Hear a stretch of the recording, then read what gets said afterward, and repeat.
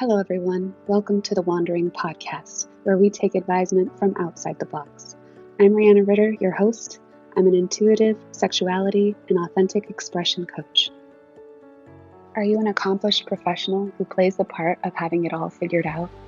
Who's strong for everyone else but feels lonely, misunderstood, like you can't tell anybody the truth about how stressed you are, how not passionate you are about your life and all that you've created? I guide my clients to deep, lasting fulfillment. I re-engage them with their bodies, their pleasure, their desire.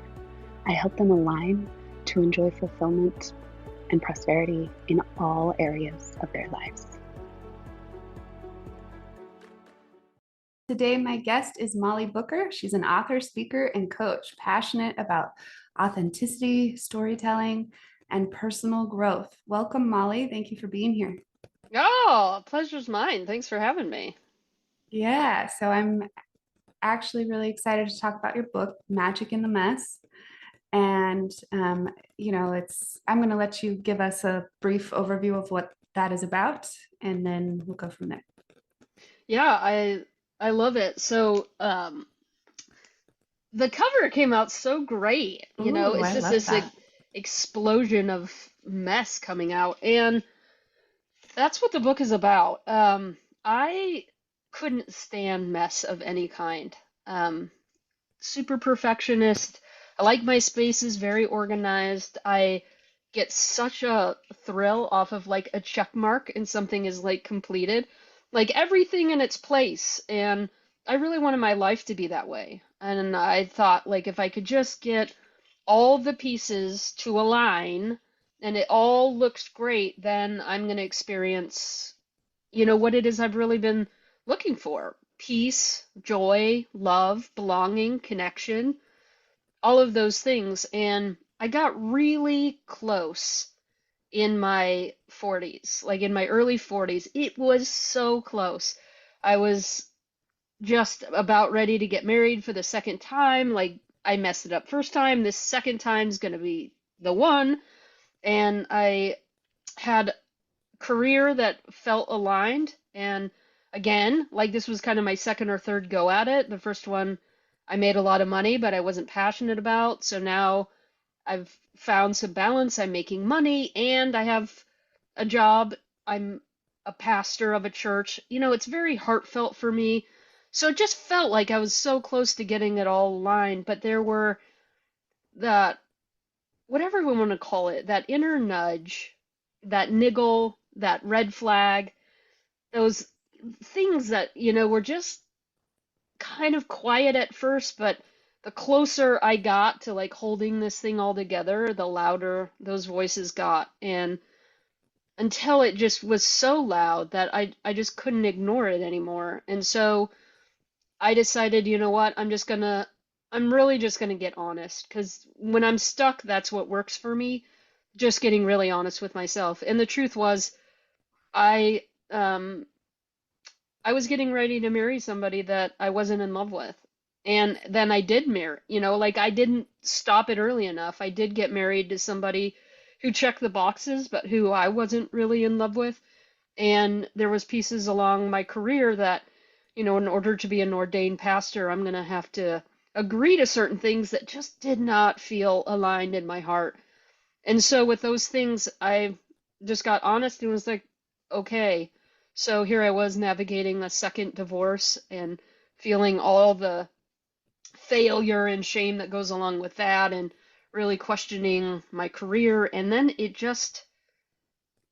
kind of went like the cover of my book. It just exploded, like, and it all got messy. And that's what I had really been avoiding. And then in the midst of all that mess, I started to discover, what I really had been missing all along, which was me.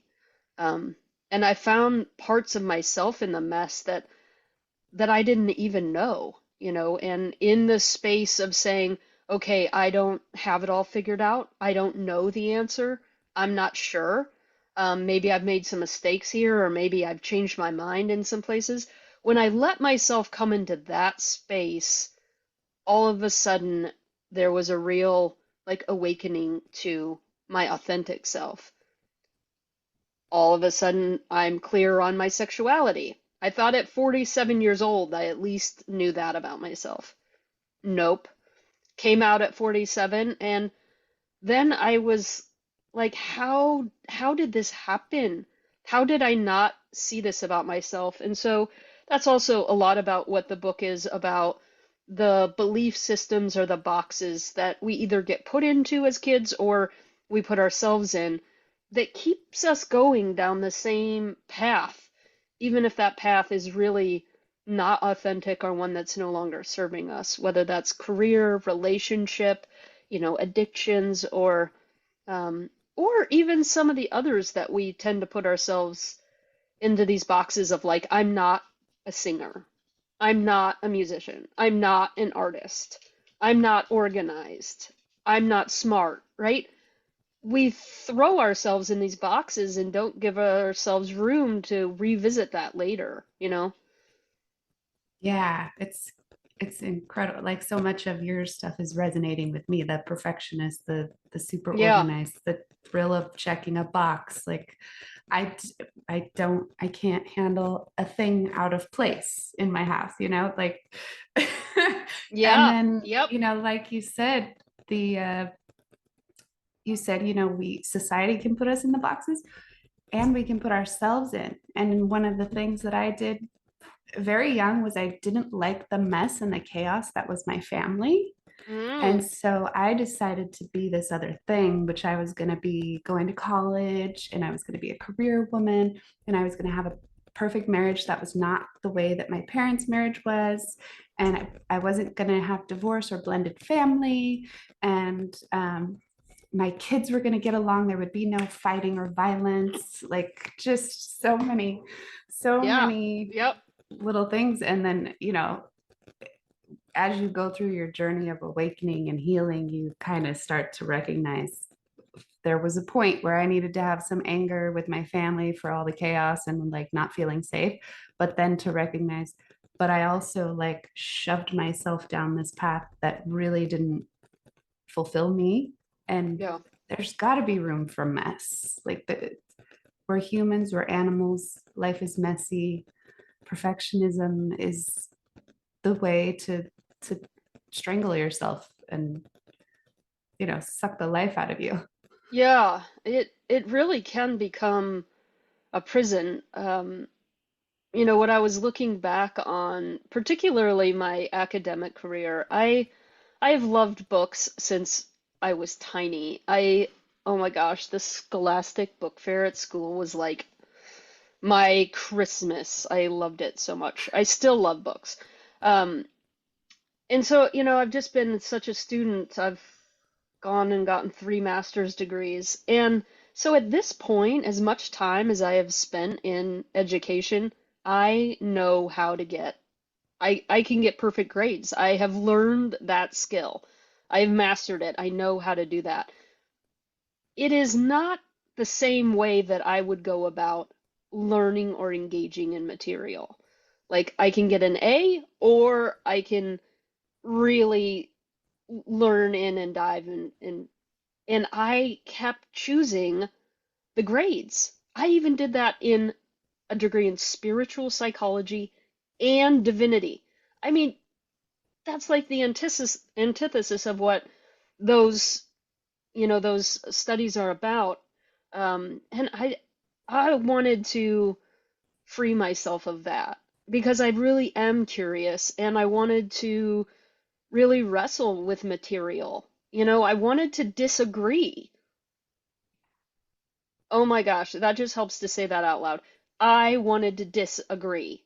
I wanted to disagree with my professors. I wanted to disagree with books that I had read, or truths, and I wanted to get messy in there and maybe not be right about it. Maybe I was Yeah. gonna be really wrong in my argument, but I wanted to make the argument. And so that's what really had me take on this word messy. I was just going to take it on for a year of like I'm going to lean into messy and I'm going to allow myself to be messy in my thinking and in my spaces. And because it had such a pull on me. It's not like it's just not my preference, but it drove me. Like I couldn't do anything in my day until like the kitchen was all clean. I just Yeah. couldn't move beyond it. And I hate it when things like have a grip on me like that. So I took on this word messy, and I was so shocked the revelations that happened. And I think it's like whatever the word is, it's not going to be messy for everybody, but I think that there's parts of ourselves or parts of the world that we just write off. Like that is unacceptable. And then we just section that off like I'm not that, and I don't even want to look at that.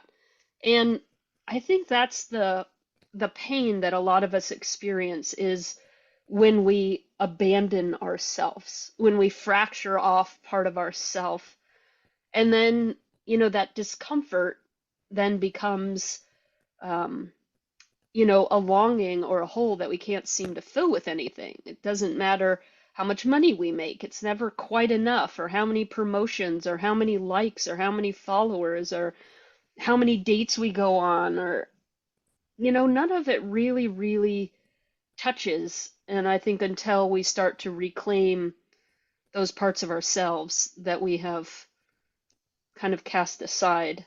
Um, Yeah, because we're not really experiencing the thing that we're doing. Like being present means allowing whatever is there to arise and not being trying to anticipate and direct the whole thing.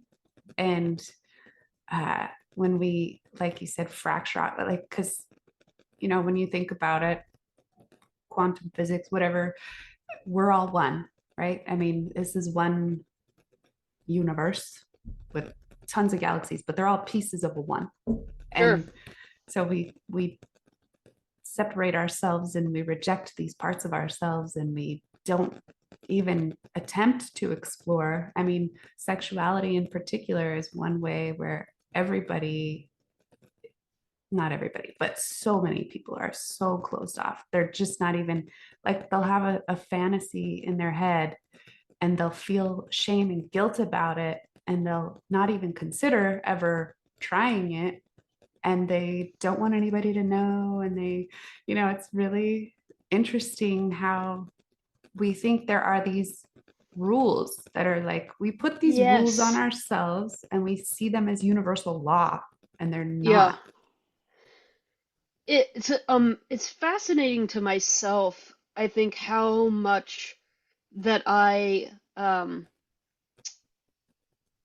what's the word? Not like disciplined, but like policed. It's fascinating to me how much I ended up policing myself as I went through, and like really like pathologizing myself too. As I go back and look, I started noticing around fifth or sixth grade, I did not want to go out with a boy. I did not want to kiss boys. It was just a hard no. And I got, the messages like, what are you, a prude? And I was like, oh, this is not okay to not want to do that. There is something wrong with me. So I'm like, and now I need to come up with some reason that I am defective here. And so, very quickly I came up with like, well, I'm not attractive and like I'm not really lovable. Like to me, in my fifth grade brain, that made sense of like in my 49-year-old brain, it's like, wait a second, you didn't want to kiss a boy? You didn't want to kiss them? They were wanting to kiss you, and you concluded that you're ugly? There are some gaps in that, but at the time, that's what I concluded. Like, I must be ugly. There's something wrong with my attractability. Something's broken here. Never occurred to me that maybe I just like to kiss girls. Never Mm, occurred to me. Or, um, as I kept going on too, um, I grew up in Colorado with a super, super athletic family, and they're all just incredible, ski racers and in the skiing industry. My entire family is in the ski industry. They're all crushing it and they all love it. I don't like being cold. I never have. And then so I included that about myself, like I'm not athletic. Like I'm lazy and I'm weak and I'm not athletic. Like I just And I would don't pref belong in I this don't family. belong. I'm broken, and I just, wow, so many stories that I made up about myself. And then to come back and say, oh my gosh, I just was walking a little different path, like, um, or in how I wore my clothes. I liked wearing clothes that were very functional from as young as I can remember. My clothes needed to have pockets because where are you going to put your chapstick and your treasures? And I want to move too, like a tight skirt. I cannot play on the jungle gym in that thing. Like, I can't play soccer. That's not functional. So, a lot of clothes that I wore were boys' clothes. And then I got told that was wrong. Like, you're a tomboy, you're gay. I'm like, wait a second. Why does pockets mean that I'm gay? And why is being gay a bad thing? All confusing to me. But I concluded I'm a gender failure. Like, I can't be this girl that I feel like my mom and everybody wants me to be. I don't know what is wrong with me, but I cannot wear lipstick and high heels and pantyhose and a purse. Like, oh, I just cannot. And so I made that wrong about myself. And so a lot of this book is really coming back and reconciling that with myself to say, oh my gosh, there was never anything wrong with me. I was trying to shove myself into this box or this box, and it turned out I'm in the middle, like neither one. I didn't Yeah. like full on girl, full on boy, like neither one of those expressions really worked for me. I love being a girl, but I want to wear boys' clothes. Where's that box? Yeah, yeah. I mean, what does it really matter what we're wearing? Like, Yeah. it's interesting how our genitalia is what determines how we're supposed to dress, what we're supposed to like, what we're supposed to not like, uh, the the way we carry ourselves. I in spirituality all the time we're hearing, oh, you're way too much and you're masculine as a woman. Like you're doing you're trying to take charge. You need to let the man take the lead. You need to go back into your feminine. You need to be softer. And it's like, well, in order to survive, I kind of had to do both masculine and Yeah. feminine. And it's pretty hard to like throw out something that I got really good at and be like, oh, it's okay. I'm just going to rely on you, even though I'm watching you make mistake after mistake. And there's no way, like, Yeah. there's no way that you have more knowledge about this than me right now. It says it's not always the case, but like that was my experience. The person that I married was just not really wasn't taught how to be self-sufficient. Mm. Like he is really good at asking for help and his family's really great at offering help and they do that thing, and that just wasn't the way that I was raised. I was taught to rely on myself, to be really hyper independent, self-reliant, and neither of those things is right or wrong, but we say that they are. you Yeah. know there's like all this judgment about, well, I was judging him like, you're like, you know, incapable. You can't handle anything. I have to do everything. It's like you're my third child. Yeah. And to Yep. him, I was just this like really abrasive, just forceful, controlling person. And it was just it was not a match. Like it's really good when you're in relationship to make sure that you at least have some kind of understanding or compassion about the way a person was raised, instead of being like, my way was right and your way was wrong, because that's not Yeah. fun. Yeah. Um, it reminds me when I was getting my degree in spiritual psychology, they talked a lot about, the not the not our physical body genital parts, but the energies, the masculine energy and the feminine energy, and they were suggesting that we have 100% of both. And I was like, wait a second, how does that add up?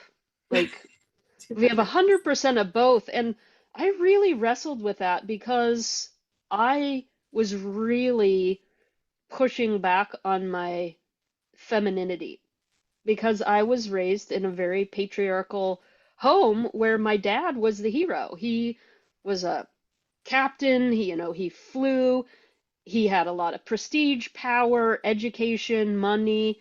Like he had all the cool stuff. And, here I see my mom who's cooking and sewing and doing laundry. Yuck. Um, and I didn't want to be anything like my mom. I wanted to be like my dad. And I think I really wanted that sense of authority, like I wanted to be heard. I wanted people to listen when I said something. And I really thought that the masculine was the only way to make that happen. Like the feminine was weak and less than, and that was really difficult growing up as a female. Like I I am like against myself. How does that Yeah. work? So I just suppressed all that feminine energy and just really leaned into the masculine. And I can see, oh wow, the bringing more of the feminine in has brought in the creativity. And that's something that another box I locked myself in. I'm not creative. I'm not an artist. I'm not a good writer. I am just a science person. No, I'm Oh, not.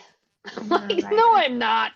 No, now I'm an author. It's like I love words. I love reading and um but really leaning into that side of myself has like gotten me back into the flow, the energy, the prana, whatever we want to call it, of life to be able to create in order to heal, in order to evolve, to be in relationship. Um, all these things that are so necessary in that feminine energy. And it's, what I'm learning is it's not one or the other, but how can I embody that I have Yeah. 100% of both? Yeah. I'm To, still working on that one.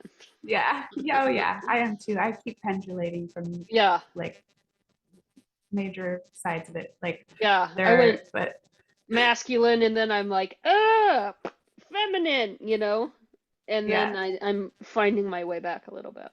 Yeah. Yeah. I definitely go through, I'm in this practice of being still, Mm, like not taking action yeah. until it's like inspired action. And then, when it is inspired, really, it like it's funny because I can trick myself into thinking that I'm taking inspired action by being really fearful about not taking action. Yeah, And so then I'll yeah. be like, yeah, I just meditated and now I'm inspired. So I'm doing this thing. And then, and that's not real.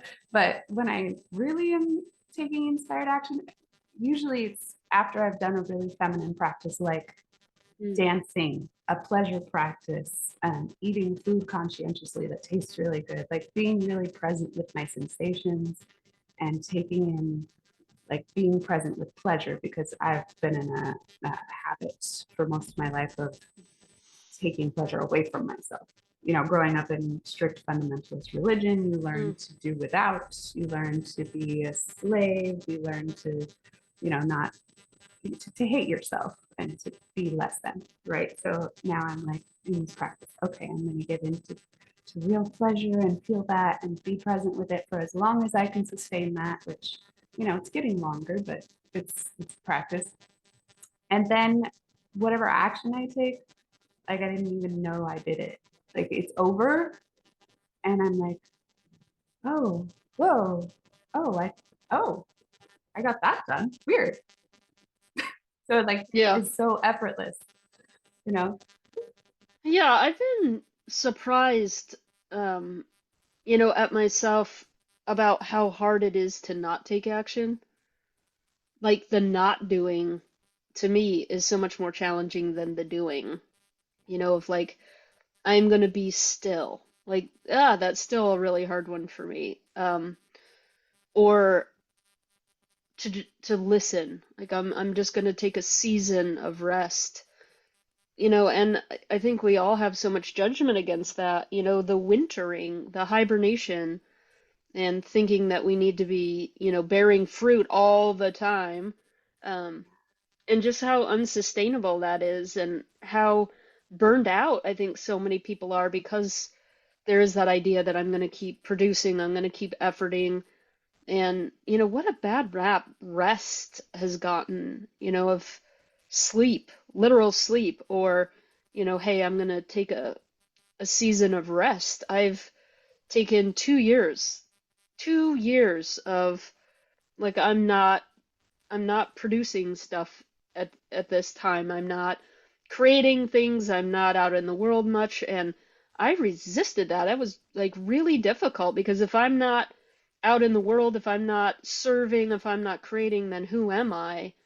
You know, I feel like I'm wasting my life. But it's fascinating how fruitful, that's kind of ironic, how fruitful that wintering season was for me. And now starting to realize, like, now I'm ready. You know, I've wrote a book. I'm ready to talk about it. I'm ready to do some coaching again. I'm ready to jump back into workshops. I'm ready to be having these conversations.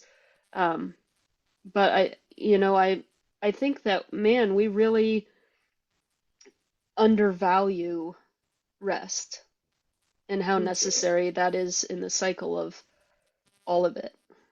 When you think about like what we're made of, it's essentially like stuff from space, like minerals, metals, things like that is what this earth is made out of. And it all comes together and it makes a human and it makes dirt and it's all the same stuff. And we know that if we keep planting in the same soil over and over and over, the food won't grow or it will have no nutrients. There will be no nutritional value. So we know that we have to let the soil rest. So how we came up with this idea that humans don't need to rest, I don't, it's pretty strange. It's a pretty strange Yeah, idea. I think it is strange. It's strange, you know, and I, you know, in one of my lifetimes here, I was really into environmental studies and did some, you know, trips down in Panama looking at um, helping people re like kind of re-fertilize their soil, that they've been using the same crops over and over and over and over and over, and how you could use, like, grow something different, and that would help give the soil rest, but growing the same thing over and over, which comes to mind this idea that we would keep doing the same thing over and over and over, which is the definition of insanity, right? Doing the same thing over and over and over again and thinking we're going to get a different result. And I think so often, you know, or so often I, have found myself in that space of getting into the same types of relationships over and over and over again, or being in the same relationship, and it's not working. It is soul crushing, it is depleting, it's fighting, you know, and or, you know, in career, a job that is just not aligned. It's like, I can't stand doing this work, or I don't believe in it. It's against my very being to do this. Um, and yet we think we just need to keep doing it over and over and over again because that's successful, versus, Mm-hmm. like, where is that space to say, this may time out, you know, this, I need to take a break from this, or this isn't working, or I'm not happy. So where is that space where we can change our mind? You know, Yeah, where is that space where we can say, I think we need to plant something else for a while, you know? yeah, yeah. That, Well, like, that is what I want to, that that space where we can get a little messy and not have it all figured out and say, well, I don't know. I know this isn't working for me. I don't know what is, but I'm in the space of saying I'm ready to find out. I'm ready to look at it. yeah, and I think we have to reevaluate the way we educate kids because we teach them that there is a right way to do it. And then now the schools, their new initiative is to teach them 5 different ways to do the math problem, but it's still, there is a right way to do it. And if you don't do it this way, then you get it wrong because you didn't use the right method. And so there's no room for our own brains as children to fail, experiment. Like if we had education where we were outside and trying to build things and we didn't have somebody telling us, you have to do this measurement first. Like if we have somebody there like, well, if you do this measurement, it might turn out better, but I'm going to let you see what happens. Like, Yeah. Get here are messy some with it. tools, Yeah. but yeah, go ahead and fail. Yeah. Come Good. up with something new. You'll come up with a new way of doing it that we haven't Yeah, even thought of. there is a lot of information in failure, or what didn't work or something that doesn't fit. Um, is such great information for us. Yeah, I We mean, can learn a it's lot from that. so good to have it. So I'd love to add, so on your website, you mentioned some of your traits that you don't love or um, weaknesses. I'm not sure what word you used, but foolish was one of them. I'm Mm. so curious about that one. Yeah, so each year I take on a word, and it's a word that makes me really uncomfortable. And if I try the word on and I'm like, ooh, I don't know about that one, I'm like, yep, that's it.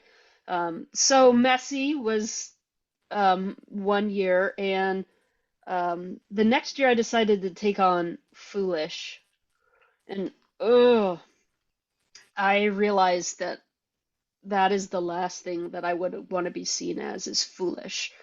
Like I want to be seen as smart and I have the answers and particularly in life, like I really, really dreaded people thinking that I had made a foolish decision with my money or that I had made a foolish decision in relationship.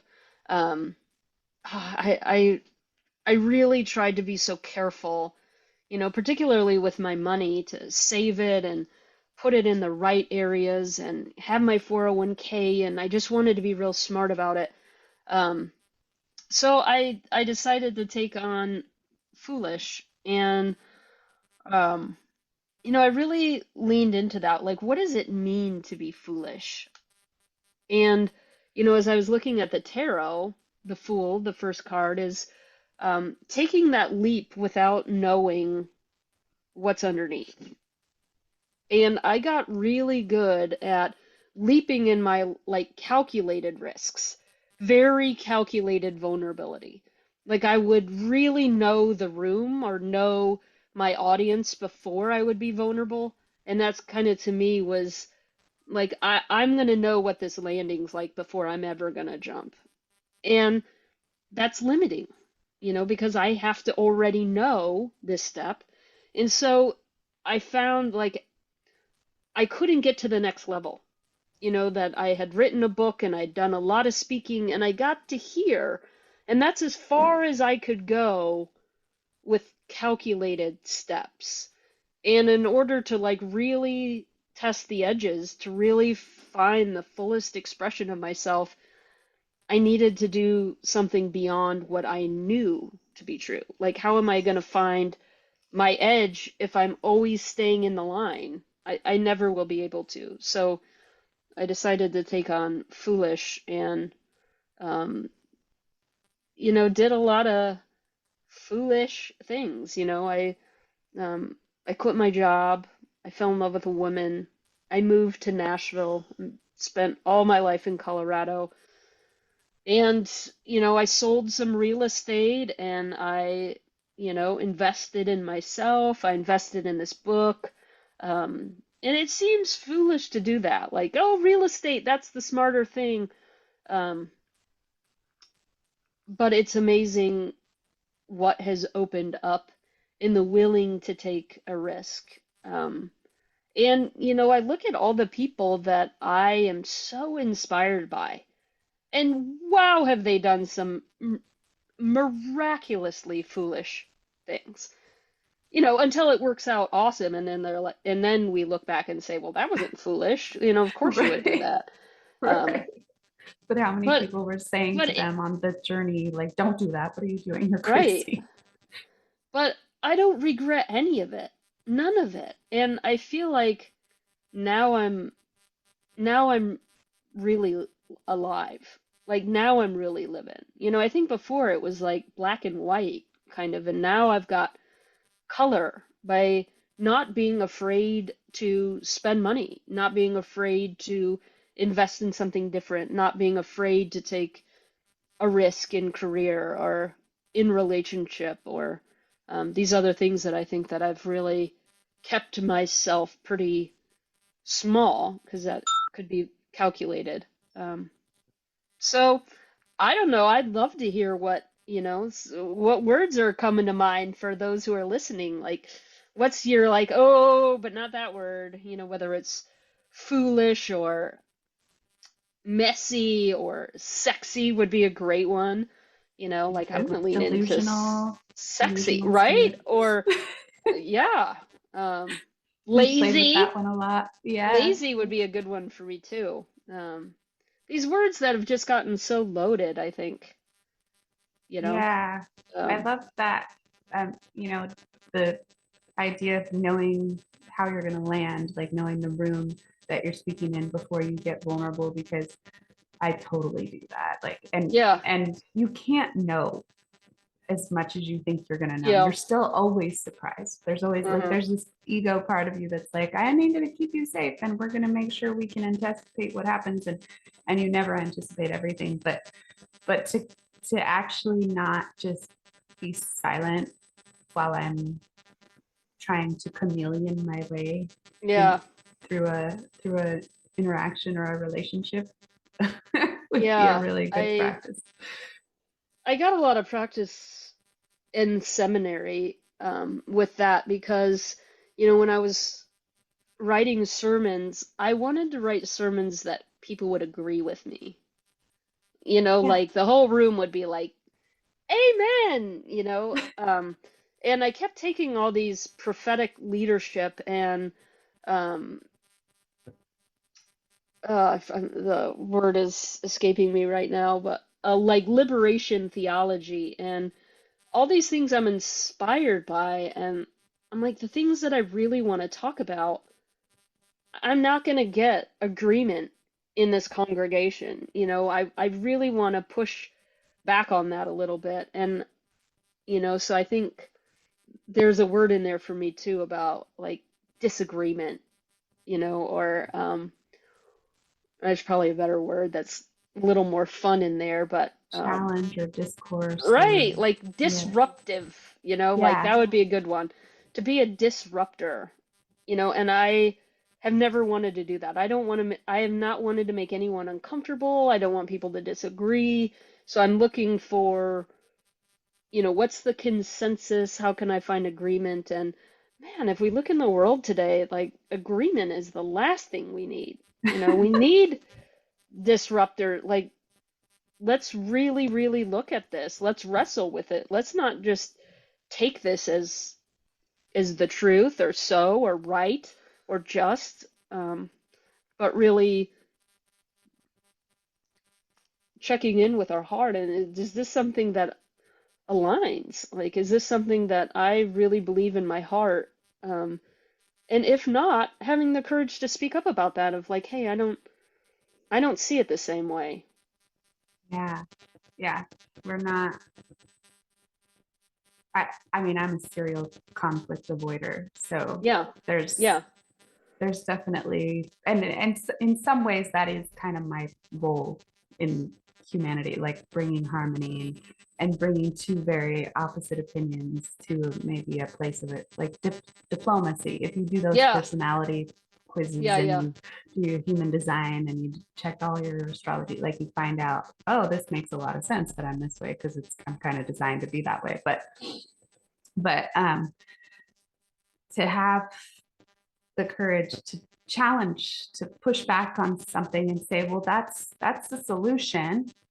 Um, so how is this and this and this going to work?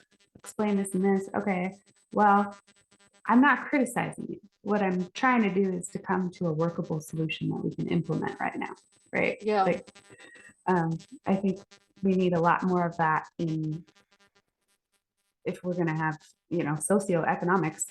Like, we need real solutions, workable solutions, not Yeah. just that sounds really nice and I'm going to vote for that and then I'm going to wait for that person to execute. And it's like, well, did they ever have a plan for how they're going to get that done? Yeah, Did we ever or ask about that?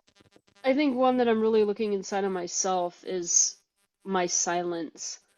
I haven't wanted to engage in any kind of political discussions. It's just like, I don't even I don't even want to see what's going on in the news. It just all that energy, I feel it in my body.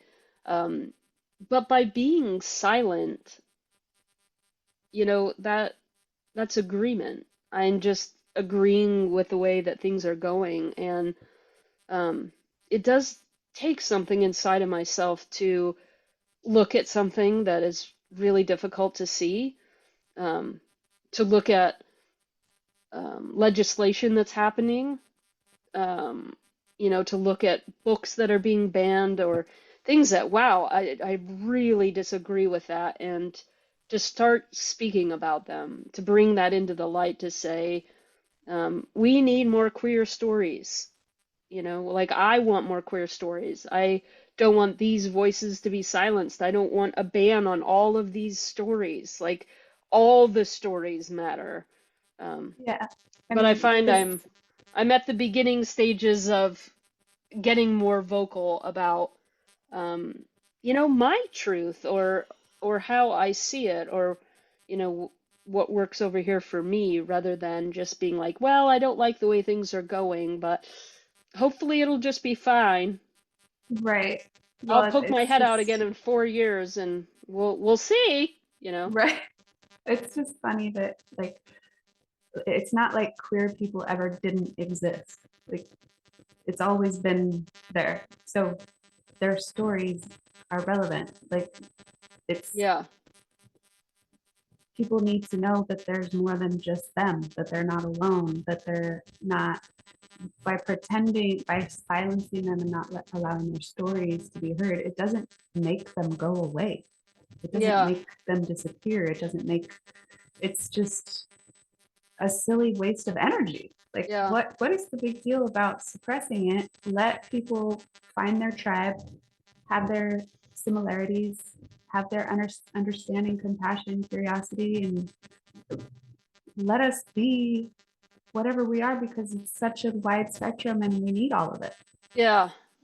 I've been hearing a lot lately of like, well, we need to ban these queer stories because it's turning people queer or oh my gosh, we need to really stop with the non-binary and the trans because we are just really messing up our kids. And what's interesting is I look at one story, Untamed, and how deeply that story resonated with so many. And it's like, oh, did Untamed then just make all these women later in life turn gay? Like, oh, this is a great idea. And the truth that I can see for myself, for my wife, and so many others that we've been in conversation with is that it helps them to see the authenticity that's already there. Is this helping me to see, oh, I haven't had a mirror for myself this whole time, so I didn't know that because I couldn't see it reflected. But then in a story where, oh, you discovered that you love this woman and whatever that means about your sexuality, you're in love with this woman, and I can see, wait a second, there's something about that that resonates to me. And I think, these stories are so important so that we can we can see ourselves and we can shed the lies that we tell ourselves or let go of the misunderstandings. And I think if we had a world where everybody could show up authentically, oh my gosh, the creativity that we would have in the world. And I think people are mean and angry because they're stuck in a box, because they're not able to, because part of them is missing. And so to me, in my world, in my view, I think that each time a person embraces a piece of themselves that has been lost, that the world gets brighter, It's like from the some Christmas movie, Miracle, or every Mm. time a bell rings, an angel gets its wings. I feel like Oh yeah. anytime somebody embraces the truth about themselves, the whole universe lightens. Yeah, because it's actually rejection of parts of self that causes people to act out in fear and violence. And it's not, it's like Charles Manson didn't do what he did because he loved himself. He did what he did because he hated himself and he was mad at the world, and he was Yeah, taking his rage out on people because he was abandoned as a child, like didn't have parents, whatever, all the little things that happened. He was in jail for most of his life. He was an angry guy who was rejecting everything about himself because he had been rejected by his parents. That's what happens. Like when you're rejected by your parents, you tend to reject yourself.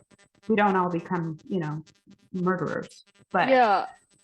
I think that when that's the original source of abandonment, is when, at whatever age, we decide that somebody else's truth is better than our own.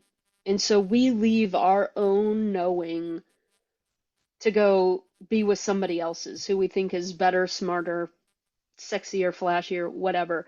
And I think when we do that, when we abandon our own knowing and our truth, you know, for the sake of popularity or belonging or whatever it is, there is such a pain and suffering in that space of abandonment. And then it gets collapsed because, we have left the driver's seat in our own life. So we're over here worried about this person and trying to be like this person, sitting in their car. Meanwhile, ours is like nobody's driving over there.